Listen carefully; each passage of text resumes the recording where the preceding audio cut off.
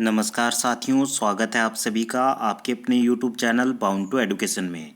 मैं आप सभी का स्वागत करता हूं आज की इस नए वीडियो में।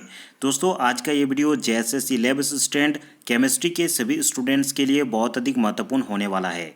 आज के इस वीडियो में प्रीवियस ईयर केमिस्ट्री के सीरीज़ को आगे बढ़ाएंगे और आगे के क्वेश्चंस को देखेंगे।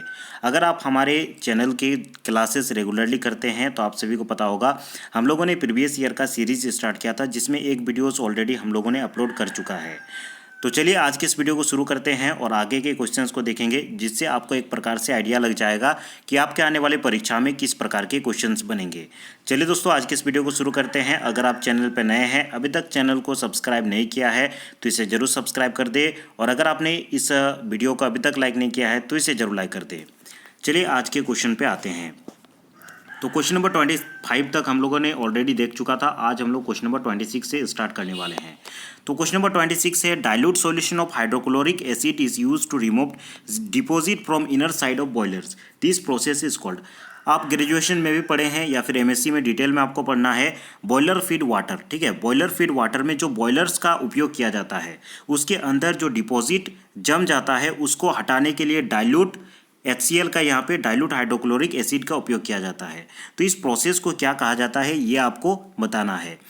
ऑप्शंस देख लीजिए, न्यूट्रलाइजिंग, गैल्वेनाइजिंग, डिस्केलिंग या फिर रिस्केलिंग। आप स्वयं से आंसर देना चाहते हैं तो कमेंट बॉक्स में कमेंट करके उत्तर लिख सकते हैं, ठीक है। हिंदी वाले स्टूडेंट्स के लिए यहाँ पे हिंदी में भी क्वेश्चन दिए गए हैं, तो आप वीडियो को पॉज करके हिंदी में भी पढ़ सकते हैं। तो इस प्रोसेस को कहा जाता है डिस्केलिंग, ठीक है। ऑप्शन सी आपका करेक्ट आंसर हो जाएगा, डिस्केलिंग। आगे बढ़ते हैं और नेक्स्ट क्वेश्चन को देखते हैं। नेक्स्ट क्वेश्चन है question number 27। If carbon dioxide is pass through lime water changes to, अगर कार्बन डाइऑक्साइड को लाइम वाटर से पास किया जाता है तो लाइम वाटर का कलर क्या होगा? वाइट, रेड, ब्राउन, डाई या फिर यहाँ पे ब्लैक, ठीक है।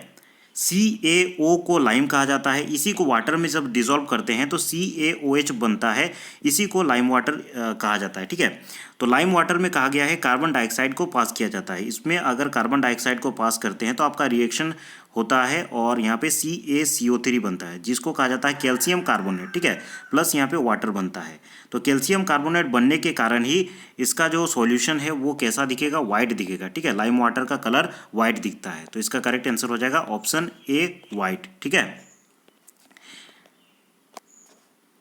नेक्स्ट क्वेश्चन पे आगे बढ़ते हैं। Question number 28।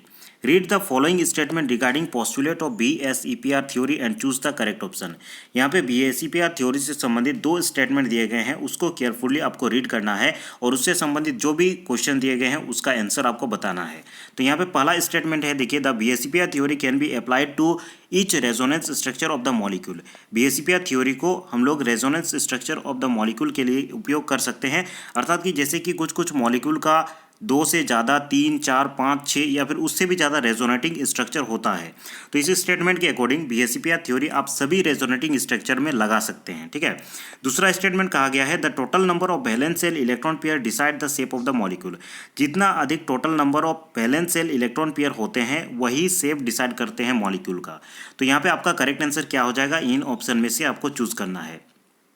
तो देखिए, इसका जो ऑप्शन ए है ये भी करेक्ट होगा और ऑप्शन बी दोनों ही करेक्ट होगा, इसलिए आपका करेक्ट यहाँ पे हो जाएगा ऑप्शन सी, 1 और 2 बोथ आर ट्रू। तो ऑप्शन सी आपका करेक्ट आंसर हो जाएगा। जो स्टेटमेंट 1 है और स्टेटमेंट 2 है ये दोनों ही करेक्ट हो जाएगा, इसीलिए इसका करेक्ट आंसर आपका ऑप्शन सी होगा, ठीक है।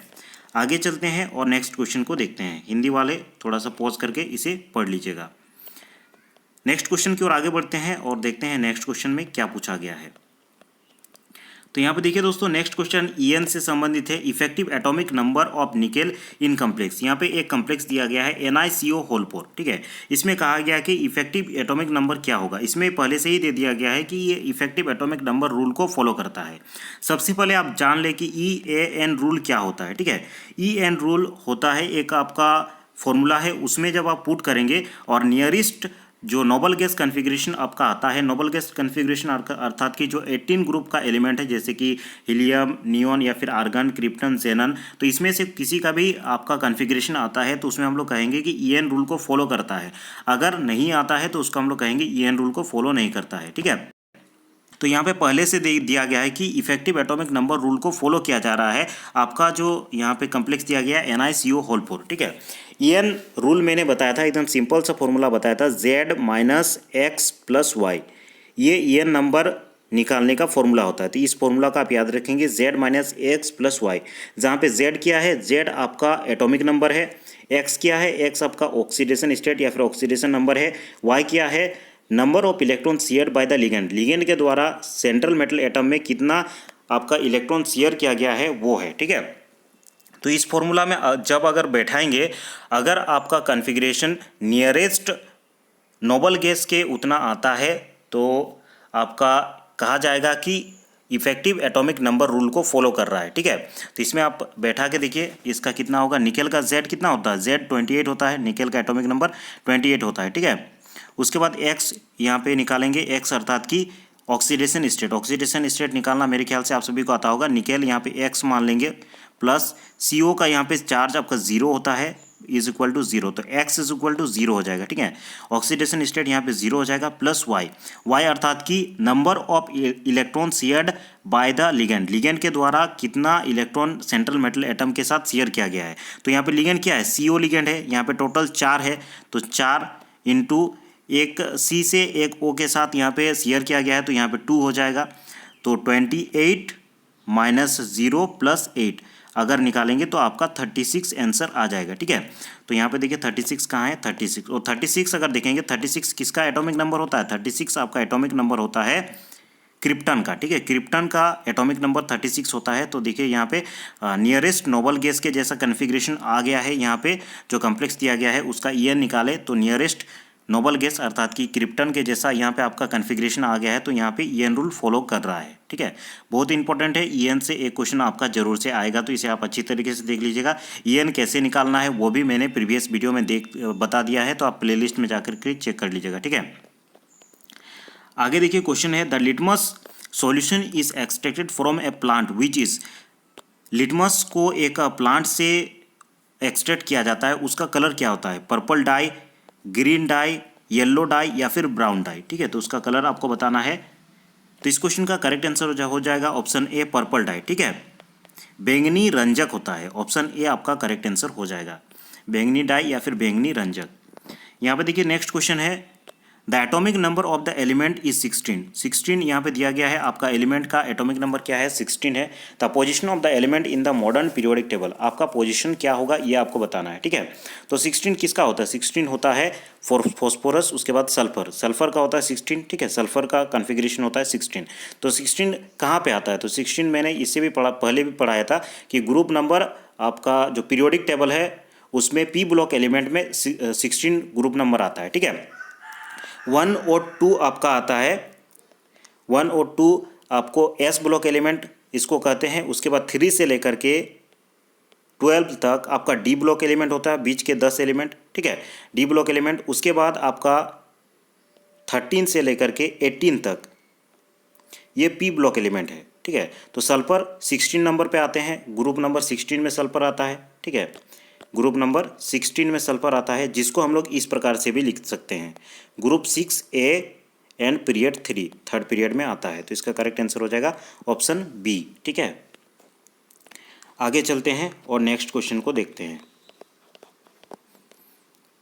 नेक्स्ट क्वेश्चन है, देखिए एसिडिक एसिडीज, एसिडिक एसिड क्या है, वीक एसिड है, माफ कीजिएगा वीक बेस है, स्ट्रॉन्ग बेस है, स्ट्रॉन्ग एसिड है या फिर वीक एसिड है। चलिए इसका करेक्ट आंसर दीजिएगा। ब्रोंस्टेड एसिड बेस थ्योरी से ये क्वेश्चन है, इस क्वेश्चन का करेक्ट आंसर देने का प्रयास कीजिएगा। तो एसिडिक एसिड क्या होता है, वीक एसिड होता है, ठीक है। यहाँ तक कि हम लोग इसे खाने में भी उपयोग कर सकते हैं। एसिडिक एसिड अर्थात कि इसका फॉर्मूला होता है CH3COOH। याद कीजिए विनेगर में ये एसिड पाया जाता है, ठीक है, विनेगर में ये एसिड पाया जाता है, बहुत अधिक इंपॉर्टेंट है। और एसिड बेस से इस प्रकार के क्वेश्चन बनते हैं।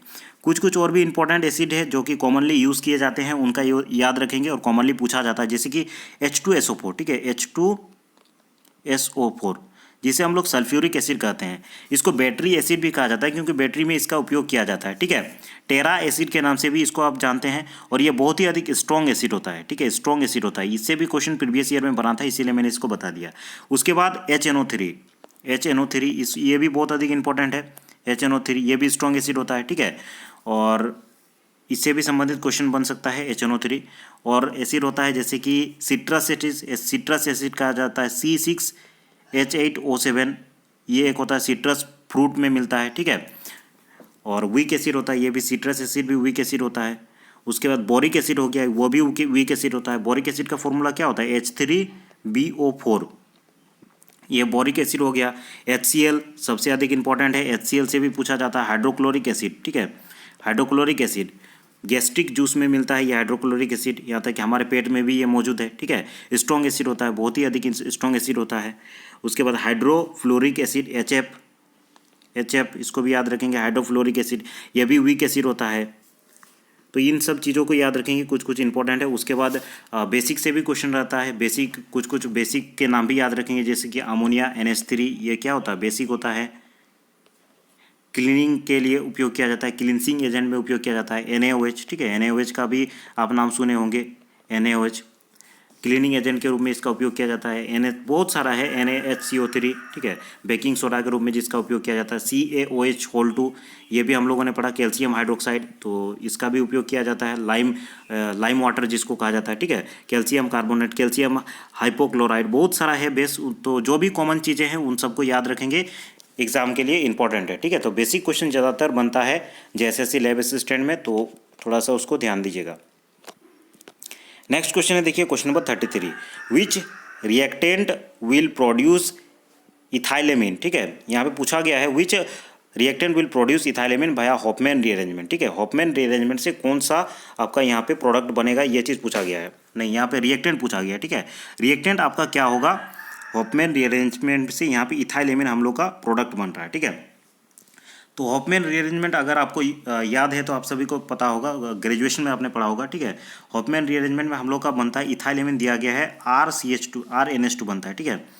RNH2 मान लो यहाँ पे बन रहा है, तो यहाँ पे आपका रिएक्टेंट क्या होगा, तो रिएक्टेंट होता है RC≡ONH2, ये रिएक्टेंट होता है और इसमें रीअरेंजमेंट होता है और आपका RNH2 बनता है, जहाँ पे इथाइलेमिन बन रहा है। तो यहाँ पे आपका रिएजेंट हो जाएगा ऑप्शन डी, आपका करेक्ट आंसर हो जाएगा C2H5CONA। आप याद रखेंगे RCONH2 ये आपका रिएजेंट होता है हॉफमैन रीअरेंजमेंट में, ठीक है।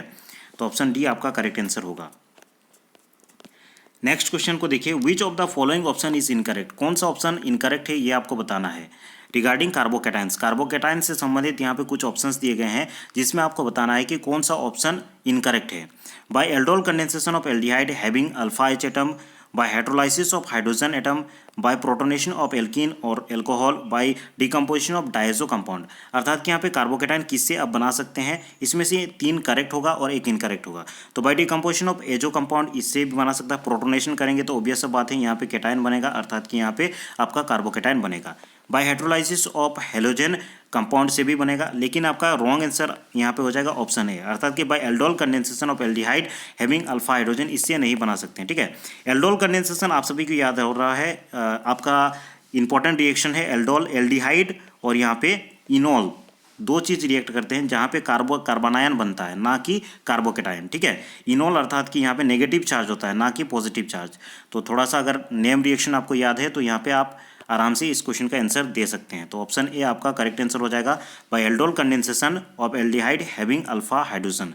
ऑप्शन ए आपका करेक्ट आंसर हो जाएगा, यहाँ पे कार्बोकेटाइन फॉर्म नहीं होता है। आगे चलते हैं और नेक्स्ट क्वेश्चन की ओर आगे बढ़ते हैं।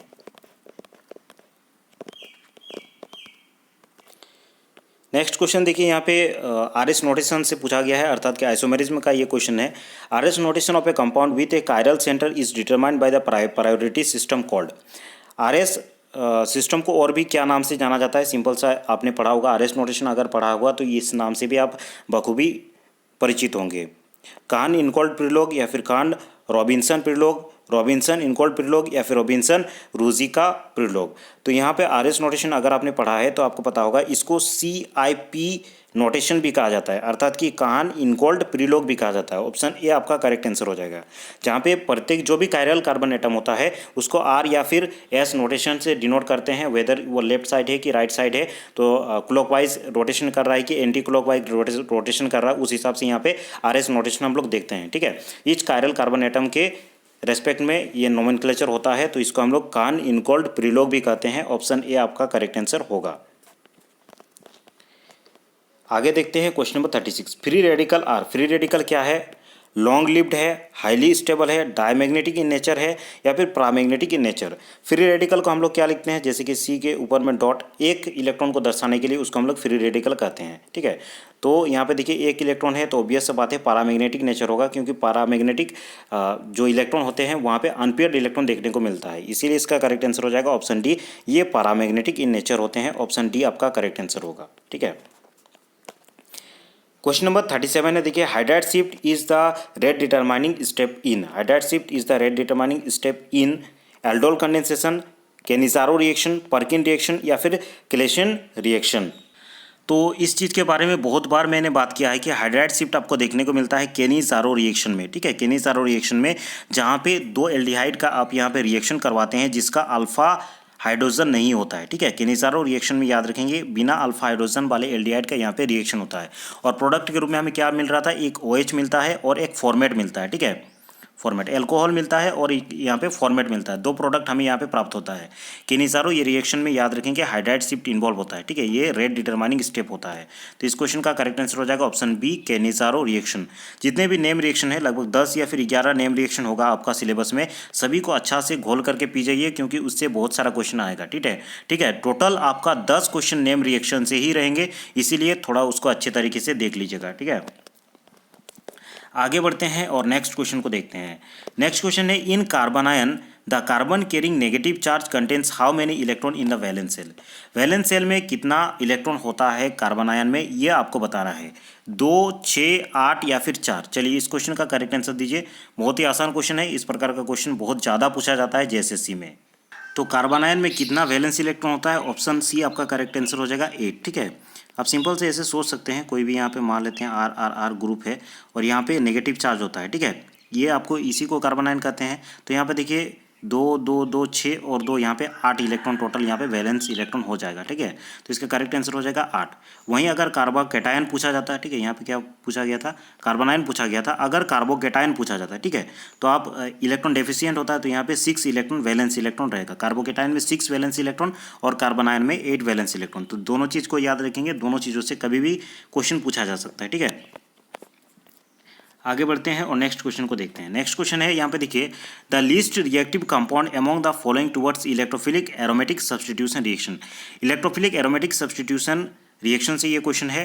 नाइट्रोबेंजीन, मिथाइल बेंजीन, एनिलीन या फिर फिनॉल, कौन सा लीस्ट अर्थात कि कौन सा सबसे कम रिएक्टिव होगा, ये चीज़ आपको बताना है।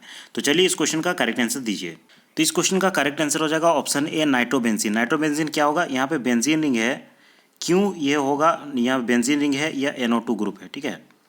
NO2 ग्रुप चूंकि यहाँ पे इलेक्ट्रोफिलिक सब्स्टिट्यूशन रिएक्शन कर रहे हैं, मतलब इलेक्ट्रोफाइल यहाँ पे रिंग पे अटैक करता है, अर्थात कि ये negative charge electron rich species पे अटैक करता है, ठीक है। इलेक्ट्रॉन रिच स्पीसीज पे इलेक्ट्रोफाइल अटैक करता है, लेकिन चूंकि NO2 इलेक्ट्रोनेगेटिव ग्रुप होता है, ये इलेक्ट्रॉन को अपनी तरफ खींचेगा, इसीलिए इसका जो रिएक्शन रेट है उसको घटा देगा, ठीक है, इसीलिए लीस्ट रिएक्टिव होगा।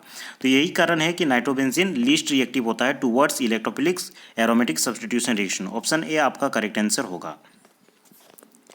नेक्स्ट क्वेश्चन को देखते हैं। The pericyclic reaction which involve concerted intramolecular migration of 2 sigma bond simultaneously are known as. यहाँ पे पेरीसाइक्लिक रिएक्शन से क्वेश्चन पूछा गया है। चलिए इसका करेक्ट आंसर क्या होगा ये आपको बताना है। डायोट्रोपिक रीअरेंजमेंट, कोप रीअरेंजमेंट, सिग्मेट्रोपिक रीअरेंजमेंट या फिर साइक्लो एडिशन रिएक्शन। यहाँ पे देखिए पेरीसाइक्लिक रिएक्शन हो रहा है जहाँ पे इंट्रामोलिकुलर माइग्रेशन देखने को मिलता है और 2 सिग्मा बॉन्ड का यहाँ पे माइग्रेशन देखने को मिलता है। तो इस प्रकार का रीअरेंजमेंट को हम लोग कहते हैं option A, dyotropic rearrangement. Option A आपका करेक्ट आंसर हो जाएगा डायोट्रोपिक रीअरेंजमेंट, ठीक है। नेक्स्ट क्वेश्चन की ओर आगे बढ़ते हैं। चलिए question number 41। A type of substitution reaction in which the entering group takes a position on an atom adjacent to the atom to which the leaving group is attached. यहाँ पे electrophilic substitution, cine substitution, Hofmann rearrangement या फिर Ritter reaction. यहाँ पे देखिए एक प्रकार का सब्स्टिट्यूशन रिएक्शन है जहाँ पे जो इंटरिंग ग्रुप है वो पोजीशन ले रहा है, किसके पोजीशन पे आ रहा है, adjacent to the atom to which a leaving group. Leaving group जहाँ पे लिव कर रहा है उसके एडजेसेंट पोजीशन पे वो इंटर कर रहा है, ठीक है। तो इस प्रकार का अरेंजमेंट आपको कहाँ पे देखने को मिलता है ये आपको बताना है। तो इस क्वेश्चन का करेक्ट आंसर हो जाएगा सीने सब्स्टिट्यूशन में इस प्रकार का रीअरेंजमेंट देखने को मिलता है। ऑप्शन बी आपका करेक्ट आंसर होगा, ठीक है। आगे चलते हैं और यहाँ पे नेक्स्ट क्वेश्चन को देखते हैं। एरिथ्रो एंड थ्रियो आइसोमर, यहाँ पे देखिए आइसोमरिज्म से क्वेश्चन है। Erythro and threo isomerism are enantiomeric pair, दोनों इनएंसोमेरिक पेयर होते हैं, डायस्टेरोमेरिक पेयर होते हैं, या फिर एनोमेरिक पेयर होते हैं, या फिर रेशमिक पेयर होते हैं। एरिथ्रो हम लोग कब यूज़ करते हैं, देखिए जब एक ही साइड में रहता है तब एरिथ्रो यूज़ करते हैं। जैसे कि मैं एक एग्जांपल दे रहा हूँ सिंपल सा, यहाँ पे मान लेते हैं ये देखिए Cl और इधर Cl है, मान लेते हैं यहाँ पे एक एग्जांपल दे रहा हूँ Cl और Cl, या फिर इस टाइप का आपका है Cl या फिर Cl। देखिए यहाँ पे Cl जो है एक ही साइड मौजूद है, ठीक है। तो इस प्रकार एक ही साइड जब रहता है तो उसको हम लोग क्या कहते हैं, एरिथ्रो कहते हैं। वही थ्रियो क्या होगा, थ्रियो अलग अलग साइड में होगा, ठीक है। मान लेते हैं एक Cl यहाँ पे है, एक Cl यहाँ पे है, ठीक है। जैसे कि यहाँ पे L और इधर R में है, तो इस प्रकार का जब रहेगा उसको थ्रियो कहते हैं। तो इस प्रकार का आप जो पेयर्स होते हैं उसको कहा जाता है डायस्टेरोमेरिक पेयर, ठीक है। एरिथ्रो और थ्रियो आपस में डायस्टेरोमेरिक पेयर होते हैं। ऑप्शन बी आपका करेक्ट आंसर होगा। क्वेश्चन नंबर 43 है, देखिए the conversion of acetophenone to acetanilide is the best accompanied by using Beckmann rearrangement, Curtius rearrangement, Lossen rearrangement, या फिर हॉफमैन रीअरेंजमेंट। यहाँ पे एसिटोफिनोन का अरेंजमेंट होकर के एसिटेनलाइड बन रहा है, ठीक है। तो ये किस प्रकार का रीअरेंजमेंट होगा, तो ये ऑप्शन ए आपका करेक्ट आंसर हो जाएगा, बेकमैन रीअरेंजमेंट, ऑप्शन ए। आगे बढ़ते हैं और नेक्स्ट क्वेश्चन को देखते हैं। नेक्स्ट क्वेश्चन है, देखिए preferred conformation of cyclopentane. Cyclopentane का यहाँ पे कॉन्फॉर्मेशन क्या होगा, ट्विस्टेड रिंग के फॉर्म में रहता है, या फिर बोर्ड फॉर्म में रहता है, इन्वेलप फॉर्म में रहता है, या फिर स्क्यू बोर्ड के फॉर्म में रहता है। तो इस क्वेश्चन का करेक्ट आंसर हो जाएगा ऑप्शन सी, इन्वेलप के फॉर्म में रहता है, ठीक है। साइक्लोपेंटेन का प्रीफर्ड कॉन्फॉर्मेशन क्या होगा, ऑप्शन सी, इन्वेलप के फॉर्म में रहता है, ठीक है। नेक्स्ट क्वेश्चन है, देखिए यहाँ पे cyanohydrin is formed by reaction of acetone with HCN। Cyanohydrin कैसे बनता है, एसीटोन और HCN का रिएक्शन से यहाँ पे बनता है। This reaction is an example of, ये किस रिएक्शन का एग्जांपल है, इलेक्ट्रोफिलिक सब्स्टिट्यूशन रिएक्शन का, इलेक्ट्रोफिलिक एडिशन रिएक्शन का, न्यूक्लियोफिलिक सब्स्टिट्यूशन रिएक्शन का, या फिर न्यूक्लियोफिलिक एडिशन रिएक्शन का। तो क्वेश्चन नंबर 45 का करेक्ट आंसर हो जाएगा option D, nucleophilic addition reaction का एग्जाम्पल है। ऑप्शन डी आपका करेक्ट आंसर हो जाएगा यहाँ पे। नेक्स्ट क्वेश्चन देखते हैं, question number 46, read the following statement. तो यहाँ पे दो स्टेटमेंट दिए गए हैं, उसको आपको रीड करना है और बताना है कि करेक्ट है या फिर नहीं है, कौन सा ऑप्शन करेक्ट है ये आपको बताना है। Free radicals are paramagnetic in nature and they are highly unstable, ये तो करेक्ट है, क्योंकि फ्री रेडिकल हम लोगों ने अभी पढ़ा कि पैरामैग्नेटिक होता है नेचर में और वह हाईली रिएक्टिव होता है। अर्थात कि फ्री रेडिकल स्वतंत्र अवस्था में नहीं रह सकता, वो थोड़ा सा कम समय के लिए जब रिएक्शन प्रोसीड होता है इंटरमीडिएट के रूप में कुछ समय के लिए बनता है, फिर वो प्रोडक्ट में चेंज हो जाता है, ठीक है। तो ये बहुत ही हाईली अनस्टेबल होता है। दूसरा ऑप्शन है, देखिए यहाँ पे कहा गया है free radicals are generally formed either in presence of UV या फिर विजिबल लाइट और in presence of the peroxide. तो यहाँ पे आपको बताना है कि कौन सा करेक्ट ऑप्शन आपका हो जाएगा। तो इसका करेक्ट आंसर हो जाएगा ऑप्शन ए, 1 और 2 बोथ आर ट्रू। यहाँ पे 1 और 2 दोनों ही ट्रू हो जाएगा, ठीक है। फोटोकेमिस्ट्री में अधिकतर जब आप रिएक्शन पढ़ते हैं तो फ्री रेडिकल रिएक्शन ही पढ़ते हैं, तो वहाँ से आप यहाँ पे कॉमन सेंस लगा सकते हैं कि यूवी या फिर विजिबल लाइट में या फिर प्रेजेंस ऑफ पेरोक्साइड के प्रेजेंस में यहाँ पे हम लोग फ्री रेडिकल बना सकते हैं। तो इसका करेक्ट आंसर हो जाएगा ऑप्शन ए। आगे चलते हैं और क्वेश्चन नंबर 47 को देखते हैं। Which of the following refers to the heating of acyl azide which on losing its hydrogen transform into a isocyanate. Options देख लीजिए, Curtius rearrangement, Claisen rearrangement, pericyclic rearrangement, या फिर हॉफमैन रीअरेंजमेंट। तो इस question का करेक्ट आंसर हो जाएगा option A, courteous rearrangement, ठीक है। ऑप्शन ए आपका करेक्ट आंसर हो जाएगा कर्टियस रीअरेंजमेंट। नेक्स्ट क्वेश्चन को देखते हैं, question number 48, absence of SN axis denotes. SN axis denotes ये क्या डिनोट करता है, absence of SN axis, geometrical isomerism, optical activity, trans isomer, या फिर टेट्राहेड्रल पॉइंट ग्रुप। तो इस क्वेश्चन का करेक्ट आंसर हो जाएगा ऑप्शन बी, ऑप्टिकल एक्टिविटी, ठीक है। ऑप्टिकल एक्टिविटी शो करता है, ऑप्शन बी आपका करेक्ट आंसर होगा। आगे बढ़ते हैं और क्वेश्चन नंबर 49 को देखते हैं। In which of the following rearrangement in acyl azide is an intermediate, Hofmann and Curtius, Curtius and Lossen, Lossen and Schmidt, या फिर कर्टियस एंड स्मिथ। तो इस क्वेश्चन का करेक्ट आंसर बताने का प्रयास करेंगे, क्वेश्चन नंबर 49। तो इस क्वेश्चन का करेक्ट आंसर हो जाएगा ऑप्शन डी, ठीक है, कर्टियस एंड स्मिथ रीअरेंजमेंट। आगे चलते हैं और क्वेश्चन नंबर 50 को देखते हैं। The carbenes which adds stereospecifically to a bond, माफ कीजिएगा, to a double bond is in the singlet state, double state या फिर ट्रिपलेट स्टेट फ्री रेडिकल। तो इस क्वेश्चन का करेक्ट आंसर हो जाएगा आपका सिंगलेट स्टेट में ये उपस्थित होता है। ऑप्शन ए आपका करेक्ट आंसर हो जाएगा। जो कार्बिन्स होते हैं which one add on stereospecifically to a double bond is in the singlet state. Option A आपका करेक्ट आंसर हो जाएगा। तो आज हम लोगों ने 25 मोस्ट इंपॉर्टेंट प्रीवियस ईयर के क्वेश्चंस को सॉल्व किया इसमें, जो कि साइंटिफिक असिस्टेंट 2022 में पूछा गया था। मोस्ट इंपॉर्टेंट क्वेश्चन है, इसी लेवल के क्वेश्चन आपके परीक्षा में पूछे जाएंगे, इसीलिए इसी लेवल का आपको तैयारी करना है। तो चलिए दोस्तों, आज के इस वीडियो में इतना ही। अगले वीडियो में हो सके तो टोटल और जितना भी क्वेश्चन बचा हुआ है उन सभी को सॉल्व कर देंगे। अगर इसी प्रकार आप सपोर्ट करते हैं तो सभी प्रकार के प्रीवियस ईयर के क्वेश्चंस आपको मैं सॉल्व करवा दूंगा। आज के इस वीडियो को देखने के लिए धन्यवाद। अगर आपको बुक का पीडीएफ चाहिए या फिर आपको नोट्स का पीडीएफ चाहिए केमिस्ट्री से संबंधित, तो आप मुझसे कांटेक्ट कर सकते हैं। नीचे आपको टेलीग्राम आईडी का लिंक मिल जाएगा, उसमें आप कांटेक्ट कीजिएगा, पर्सनल मैसेज कीजिएगा, या फिर आप टेलीग्राम चैनल से अगर जुड़े हुए हैं तो टेलीग्राम चैनल में प्रोफाइल में चले जाइएगा, वहाँ से आप मुझसे पर्सनली कांटेक्ट कर सकते हैं। कोई भी आपका डाउट होगा या फिर कोई भी आपका क्वेश्चन होगा, आप मुझसे टेलीग्राम पे कांटेक्ट करके पूछ सकते हैं। पीडीएफ चाहिए तो भी आप मुझसे कांटेक्ट कर सकते हैं, मैं आपको पीडीएफ अवेलेबल करवा दूंगा। आज के इस वीडियो में इतना ही। अगले वीडियो में हम लोग फिर मिलते हैं। और अगर आपने चैनल को अभी तक सब्सक्राइब नहीं किया है तो इसे जरूर सब्सक्राइब कर दे। अगर आपने वीडियो को अभी तक लाइक नहीं किया है तो इसे जरूर लाइक कर दे। इसी प्रकार सपोर्ट करते रहें तो आपका जो एग्ज़ाम है तब तक मैं आपको अपना कोर्स जो है वो कंप्लीट करवा दूंगा। आज के इस वीडियो को देखने के लिए बहुत बहुत धन्यवाद।